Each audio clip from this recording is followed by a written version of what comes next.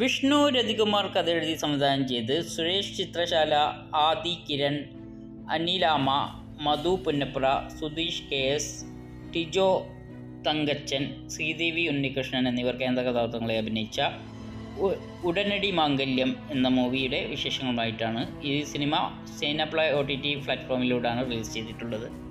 നിങ്ങൾ channel subscribe ചെയ്തിട്ടില്ലെങ്കിൽ subscribe ചെയ്യുക. വീഡിയോയുടെ തൊട്ടുള്ള ബെല്ലൈക്കൺ ക്ലിക്ക് ചെയ്യാൻ മറക്കരുത്. ലൈക്ക് ചെയ്യുക, ഷെയർ ചെയ്യുക, കമൻറ്റ് ചെയ്യുക. സിനിമയുടെ തുടക്കമൊക്കെ നന്നായിട്ടുണ്ട്, അടിപൊളിയായിട്ടുണ്ട്.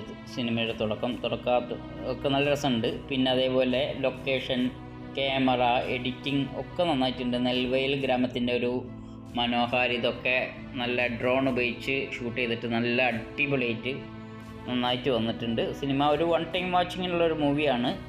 പിന്നെ സിനിമയിൽ കുറേ രാഷ്ട്രീയ കോമഡികളുണ്ട്. ഫസ്റ്റ് തന്നെ ഒരു സഖാവ് രാവിലെ തന്നെ വീട്ടിലെ പത്രം വായിക്കുന്നത് മലയാള മനോരമയാണ്. അങ്ങനെ കുറേ കോമഡികളുണ്ട്, നല്ല രസമുള്ള കുറേ കോമഡികളുണ്ട്. സിനിമേൻ്റെ വിഷ്വൽസൊക്കെ നന്നായിട്ടുണ്ട്. BGM സൂപ്പറാണ്.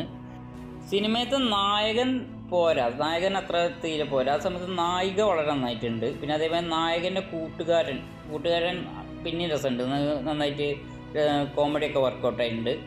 പിന്നെ പാട്ടുകളൊക്കെ കുഴപ്പമില്ല, രസമുണ്ട് കേൾക്കാൻ.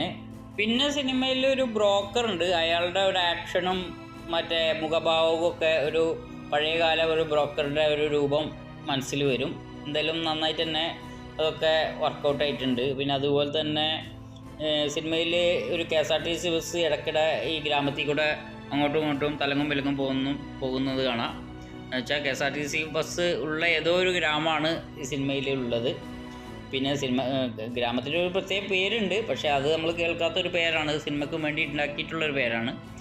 പിന്നെ സിനിമയിൽ മെയിനായിട്ട് സിനിമേൻ്റെ കഥ എന്ന് വെച്ചാൽ സ്ത്രീകളുടെ സ്വാതന്ത്ര്യത്തിലേക്കുള്ള കടന്നുകയറ്റത്താണ് സിനിമ ശരിക്ക് പറയുന്നത്. സ്ത്രീകൾ ജോലിക്ക് പോകരുതെന്ന് ശാഠ്യം പിടിക്കുന്ന ചില ഭർത്താക്കന്മാരുടെ കാര്യങ്ങളും, അതുപോലെ തന്നെ സ്ത്രീ സ്വാതന്ത്ര്യത്തിന് എതിരെയുള്ള ഒരു മെസ്സേജാണ് ഈ സിനിമ. എന്തായാലും സിനിമ നന്നായിട്ട് എടുത്തിട്ടുണ്ട്. അപ്പോൾ നിങ്ങൾ കണ്ടിട്ടില്ലെങ്കിൽ സൈനപ്ലൈ OTT പ്ലാറ്റ്ഫോമിലൂടെ തീർച്ചയായും കാണുക. അപ്പോൾ നിങ്ങളുടെ അഭിപ്രായം പറയാം. ഞാൻ പുതിയ സിനിമാ വിശേഷങ്ങൾ ഇവിടെ തന്നെ വരും. അപ്പോഴേക്കും എല്ലാവർക്കും നമസ്കാരം, ബൈ.